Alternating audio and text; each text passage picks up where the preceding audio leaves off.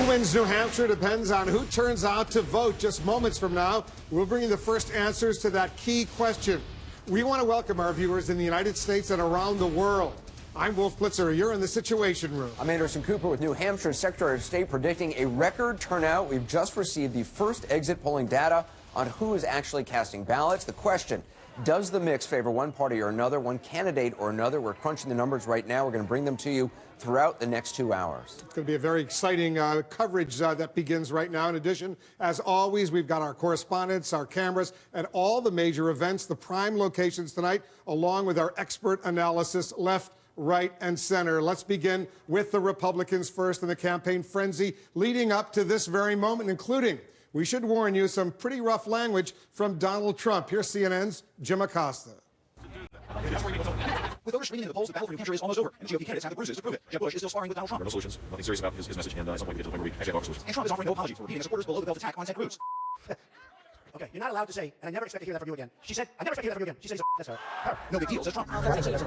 Cruz isn't buying it. He didn't like that he lost it. And his response is just legality, insulting, engagement, defending. The brash billionaire is more worried about repeating the states in Iowa, where his ground game fell flat. The polls don't mean anything. If we don't get up, don't get out, don't vote. So he deployed one of his secret weapons, daughter Ivanka, to persuade any remaining undecideds. Marco Rubio was hoping minds were made up days ago, well before he was busted by opponents for regurgitating talking points at last weekend's debate. A performance that inspired Democrat activists to dress up as Rubio robots, who scuffled with Florida senator supporters. Rubio is blaming the press. Voters are excited about this, especially in New Hampshire. New Hampshire serious about this. But Chris Christie isn't letting Rubio forget. The fact is, that wasn't tough on Saturday night, and it wasn't tough on Senator Rubio. It hasn't seemed tough yet. Tough is Hillary Clinton. Still, the surprise of the night took belong to John Kasich, who escaped his campaign on New Hampshire and won the state's first votes in Dixville Notch. Angela Costa joining us now from a postcard picture of perfect Manchester. And just a primary day finally here. You're over there at Trump headquarters anywhere from Trump camp as they await the results. Well, Donald Trump just returned from some last-minute stops at polling places. He answered a couple of questions, insisted showing Iowa was a strong second, nothing to feel bad about. The campaign here is feeling very good about tonight. Well, they do not see this as a defeat of Iowa. That's obviously reflected in the polls. We'll have a chance to go inside and eyeball the election watch party headquarters here behind me. It is nothing like those arena-like venues where you see the supporters ran into. Should make for a pretty rowdy atmosphere later on tonight. Should indeed. Angela Costa, thank you. As we said, right at the time, New Hampshire's Secretary of State is predicting a record turnout, with another top official saying it could even be picking up a bit right now. Our Brian Todd is standing by at a polling place in the town of Hudson, New Hampshire. Brian, what are you seeing there in terms of people actually showing up at the polls? Wolf, a tremendous amount of energy here in Hudson. The story, as you mentioned, is turnout. Check this out. This line goes out the door, and we're just getting in to the rush hour crush of voters here. We've got 3 hours left until the polls close in this precinct. We wanted to take you out the door, but frankly, we couldn't get back in. And if we can't get back in, we can't show you how the process works. We're going to do that for you right now. This is what's really cool about covering these balloting stations here. We get to show you how the process works on live TV in real time. Here's how it goes. People will line up here, and they've been doing this all day long since 7 a.m. Eastern time. They line up here, they check in at these desks over here.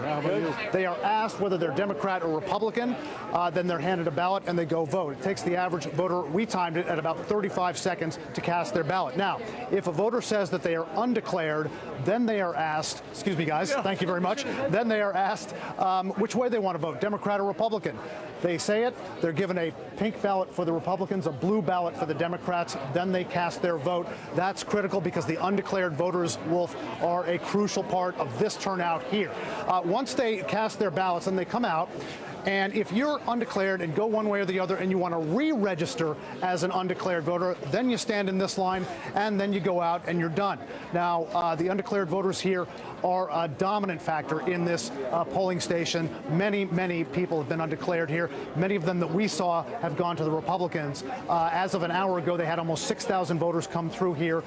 The majority of them, by about 1,200, had gone Republican, Wolf, so we'll see who that benefits. We're told that the undeclared voters, at least the white-collar undeclared voters, might benefit John Kasich. The blue-collar undeclared Republican voters might benefit Donald Trump.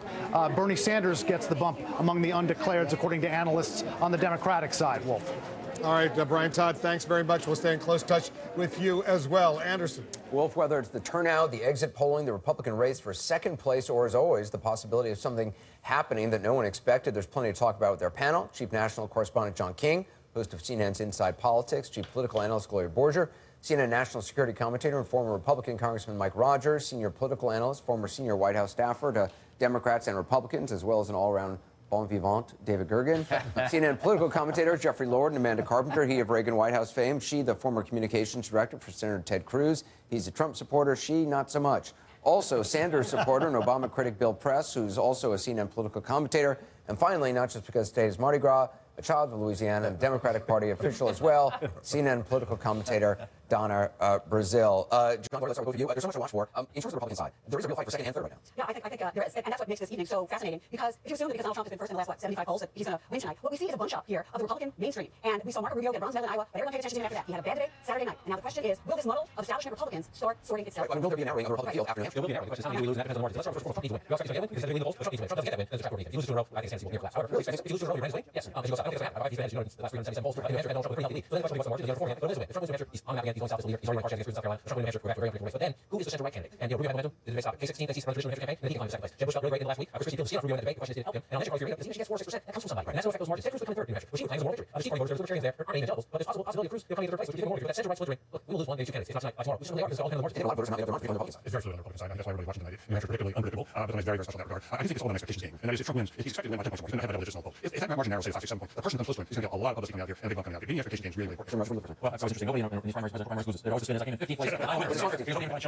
I will tell you that one of the things that they're looking for is how can I spin out of this to keep money alive for the next state. That's really what you're saying. All these super PACs have changed the game. Politically, presidential primaries certainly have learned that in this cycle, where you don't have to be number one in Iowa and number one in New Hampshire and everywhere else goes away. They'll have enough money to keep playing for a longer term strategy. Do they need new money to get South Carolina? Yes, well, John Kasich, for example, needs money to continue. Bush has money. Kasich needs it. Rubio wants it. I would just be careful about overemphasizing the importance of these super PACs. There's a reason to talk about left. There's a reason why you do left. There's a reason very left. Yes, you have super PACs. They can finance. They can destroy the other candidates. They can boost your candidates. They cannot pay your staffers. They cannot pay you nuts and bolts. They cannot pay both. That's fraud money. If Chris Christie is 5th place in New Hampshire tonight, he's not going to be able to raise any more money. He will go. If Kasich disappoints dramatically, Kasich second or third, he's going to stay in race. But if he disappoints, he's not going to be able to raise any money. And Bush, who has money to go forward, there's no reason to leave him out for South Carolina. He's going to have to start having this tough conversation if you're Bush. And you keep coming 5th or 6th. It's time to start having those right conversations. Well, the Bush people leave. They've got to be Marco Rubio. This is not all tonight for these two men. And just talking about expectations, the Democrats, if Hillary Clinton loses by less than double digits, they might be able to spin that into a victory. So it's like, come back down. I don't think the Bush has to be Kasich more than he has to be No, Kasich is not a threat to them. Rubio is a real threat to them. But they believe Rubio is a threat more than in the long run than Kasich. And they might be wrong about that. I still think that wherever you end up here, you end up in a position where you can pay attention to your donors to keep you alive. That's what the strategy is. And even second or third place here is really important for them. But it's all about can I spin this into the next state. Just survive one more.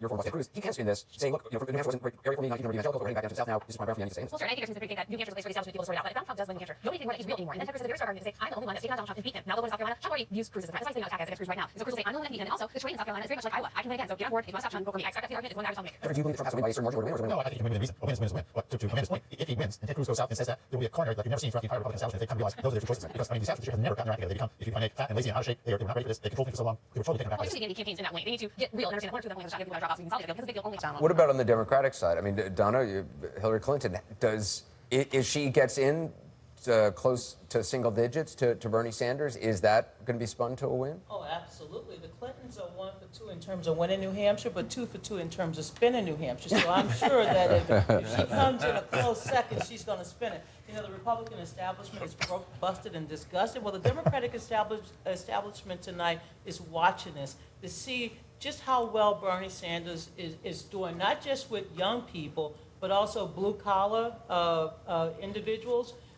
The so-called mill towns or former mill towns.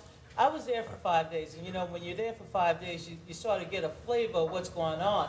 And I'm telling you, I saw a lot of excitement. Now, the independents, I don't know what happens when you go to a bar, not a supermarket, a bar, and everybody say that they're undeclared. And I say that cannot be true. But somehow or another, those undeclared voters are turning out tonight, and I think Bill Gardner is right, the Secretary of State. We will see a historic turnout. Yeah. Bill? Well, I think it's very interesting, first of all, this whole dynamic in New Hampshire between the Democrats, because Bernie is trying to win by the biggest margin that he can, and Hillary is trying to lose by the smallest margin that she can, right? I've never seen a campaign like this. But, you know, for the spin, obviously the Clinton people say, if we can get it down to below 10, right, then we've got a big victory, or anywhere in that. The spin that I've heard from the Sanders campaign, which I love, is, look, in Iowa, she won by 0.25%, and they declared it a huge victory. So for us, anything over 0.25% is momentum. Well, we got to take a quick break. Up next, the first exit polling numbers, starting with the key question: when did voters actually settle on the candidate they voted for? How long did they stay undecided? Answers to that next as we look there at a live picture of some of those voters still waiting to cast their ballots in this first primary of 2016.